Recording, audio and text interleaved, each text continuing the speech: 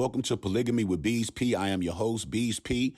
Much respect to all of my followers. If you're new to the page, I'd like for you to like, subscribe, and hit the notification bell to be updated on all the latest content. Let's get into this, but before we do, I'd like to give a special RIP shout out to the Godfather himself, Mr. Kevin Samuels. We thank you, King. We appreciate all the work you put in to try to better the situation between men and women, black men and women specifically.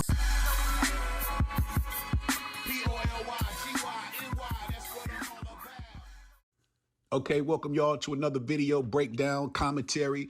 I'm your host, Bees P, and in this video with the late inspiring Kevin Samuels and his beautiful sister who just got to get it together, 41 years old, divorced, and of course she filed it, retired vet, graduate from culinary school, own her own business, but will she die alone? Let's get to it.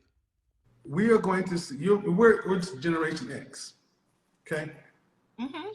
We are the saddest generation that's ever going to exist. And you know what? And I'm going to tell you, we're sandwiched between baby boomers and millennials. And the reason so many in Generation X are unmarried is because our women were unwilling to cooperate. They're unwilling in mass. That's why we have so many 40-plus single black women saying, now I'm ready to be peaceful, tranquil, and do something. And men are like, what? No.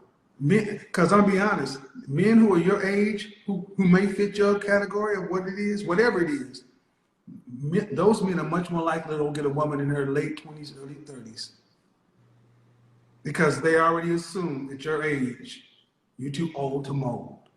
Now, I know a lot of y'all women may disagree and may feel like all men don't think that way, but ladies, take it from me. I'm coming to you, kicking it and bringing it to you as real as I can bring it to you because a man may not do the same. And us men, we know, we sit back and we talk to one another, but he may not talk to you the way he talked to another man. This is exactly how men feel. I mean, I don't date men that's 41 anyway. 40 in their 40s anyway, to tell you the truth. I mean, and I don't feel like when I say men, I'm not saying all men. When I ask you where these men are, because I literally, for the last 10 months that I've been down, I've been dating and going on dates. It's just not here. Where the men who are thorough are married or with younger, more agreeable women. Okay. And that's honest. I mean, that's honest, man. Hold on. I'll let you, okay, hold on. It's not, okay. The men who were, see, the men that are on the level you're talking about are relationship minded. So they're either married or they're looking for women to get on their program. You're a strong minded woman. You split with your husband because a man you vowed with, because you wanted one thing, he wanted another. You weren't following your husband. This is so true. And I say this to women all the time, especially with the disproportionate number of women to men.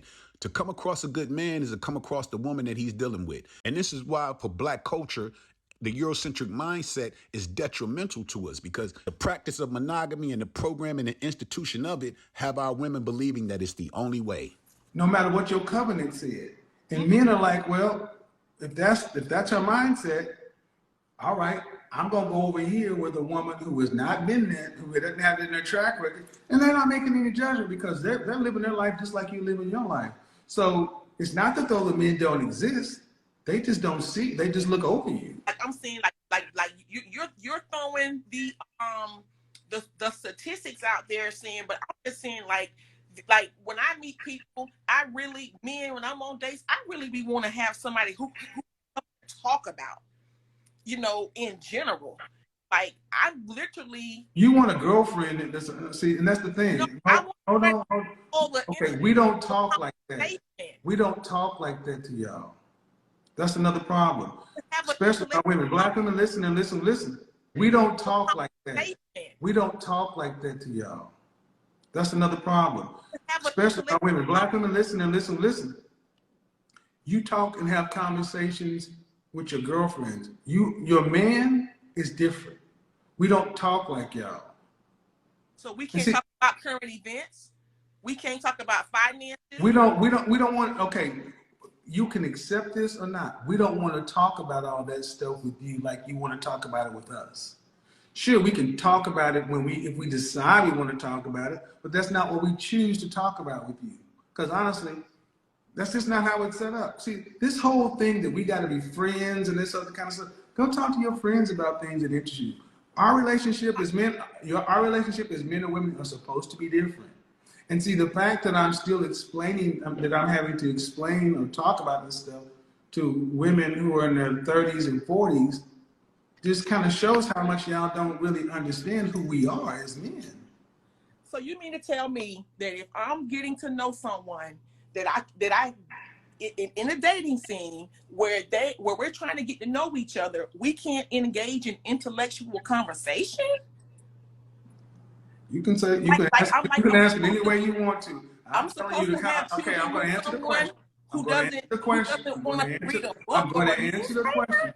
The kind of man, okay, y'all can like it or not. No, we don't want to talk to you about intellectual conversation.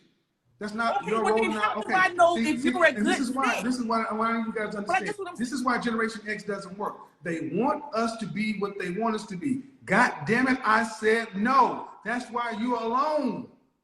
How do you know if someone's a good fit for you if you can't even engage? You have to be a good fit for him. This is true. And to all my women that profess to be Christians and say you believe in the scriptures, Titus 2:3-5 says, older women likewise are to be reverent in behavior, not slanderers or slaves to too much wine. They are to teach what is good, and so train the young women to love their husbands and children, to be self-controlled, pure, working at home, kind, and submissive to their own husbands, that the word of God may not be reviled. This is the duty of our women. Now, do we really see this being practiced today? He ain't a fit for you. You support us.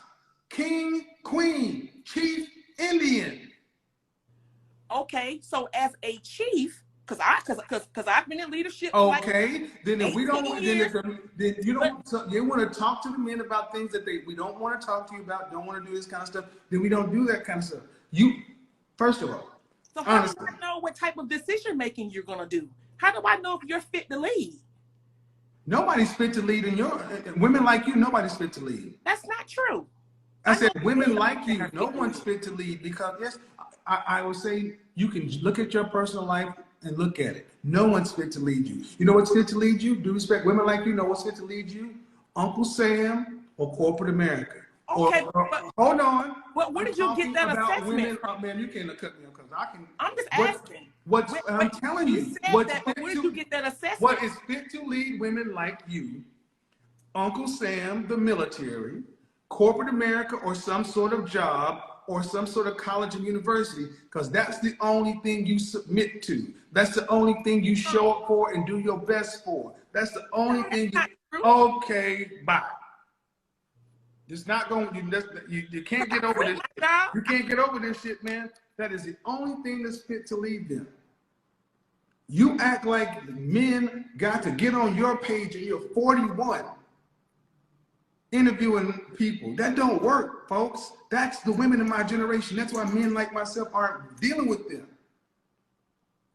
Their minds are like, well, who's fit to lead? You already married. You can follow your husband. Make sure you like, subscribe, click the notification bell. Polynomics with Bees P.